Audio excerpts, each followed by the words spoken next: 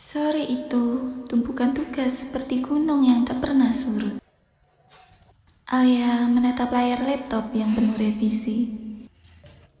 Hari itu, stres akademik tidak lagi menjadi istilah di buku, melainkan kenyataan yang menghimpit. Ih, tugas kenapa nggak ada habisnya ya?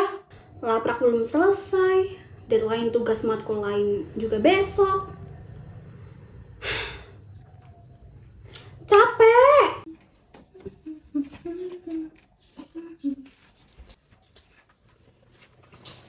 Kamu oke? Kayaknya dari tadi murung banget.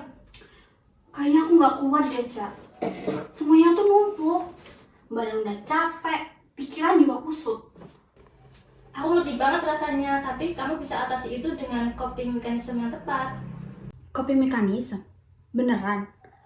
Bahkan aku mau napas aja tuh berat. Nah, justru itu, coba kamu lakuin hal kecil ini. Atur napasmu, terus tarik dalam-dalam napasmu, lalu hembuskan. Coba kamu lakuin. Oke.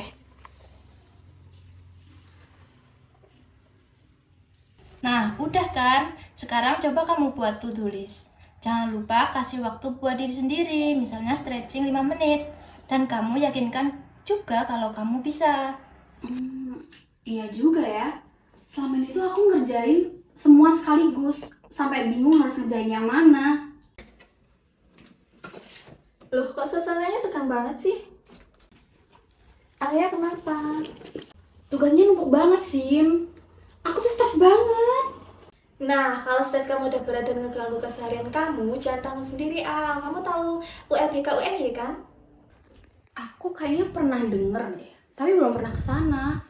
Emangnya bisa bantu ya? Bisa dong, ULBK UNY itu punya layanan konseling gratis untuk mahasiswanya loh. Nah, kamu bisa curhat, konsultasi manajemen stres, bahkan dapat strategi belajar yang sehat loh. Nah, itu solusi jangka panjang, Li. Kalau coping mechanism itu pertolongan cepat. ULBK bisa bantu biar kamu agar tidak mengalami stres berat, Li. Kayaknya aku butuh itu deh. Aku nggak mau terus kayak gini. Aku mau lebih sehat mental sama akademikku juga. Oke, mulai dari satu halaman dulu. Napas, fokus satu-satu. Good. Itu namanya problem fokus coping kali ya. Yaudah, kalau gitu bisa kita ke ULBK bareng yuk. Kamu itu nggak sendirian, Alia. Makasih ya, kalian udah bantu aku banget. Aku jadi ngerasa lebih tenang sekarang. Nah, kita udah sampai nih di ULBK UNY. Kita tunggu di luar aja ya, Alia. Oke.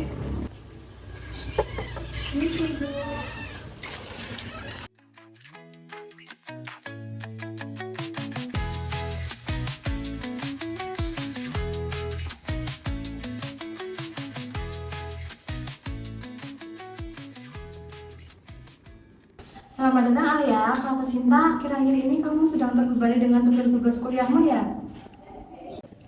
Iya Ibu, akhir-akhir ini tuh saya merasa kewalahan. Tugas praktikum, laporan, sama deadline yang lainnya tuh numpuk. Nah, karena itu saya jadi gampang panik, susah tidur, sama rasanya tuh udah nggak ada energi lagi buat ngelakuin kegiatan-kegiatan yang lain.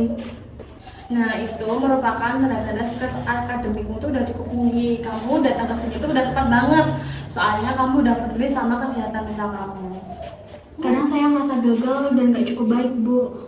Terutama kalau melihat teman-teman itu lebih santai daripada saya. Nggak apa-apa, itu manusiawi kok. Tapi ingat, batas kemampuan seseorang tuh beda-beda. Oke, baik. Sekarang kita bahas beberapa hal yang bisa membantu kamu ya. Pertama, kita gunakan teknik identifikasi sumber stres.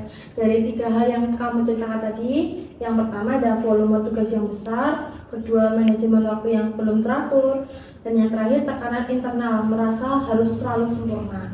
Sekarang kita tangani satu persatu ya. Nah, yang pertama itu teknik relaksasi nafas. Coba ikutin yang ibu bilang ya.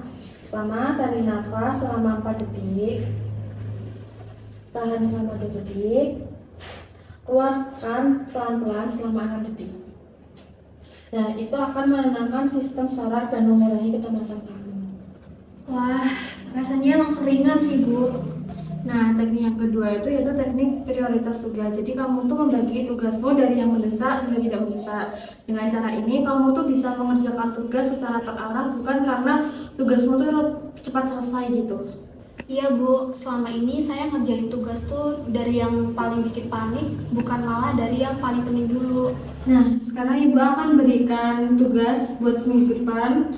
Yang pertama yaitu jadwalkan me time selama 20 menit per hari. Yang kedua, batasi belajar maksimal 2 jam tanpa istirahat. Yang terakhir, catat emosi kamu 3 kata per hari.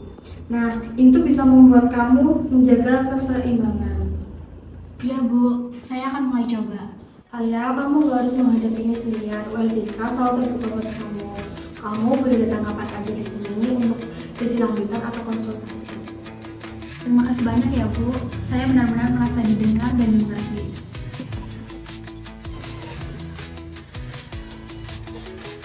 Gimana nih Al, setelah kamu konsul ke ULBK Uni? Lega. Ternyata ngobrol sama profesional tuh beda banget ya.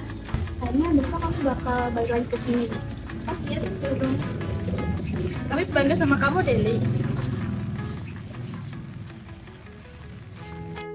Stres akademik bukan tanda kelemahan.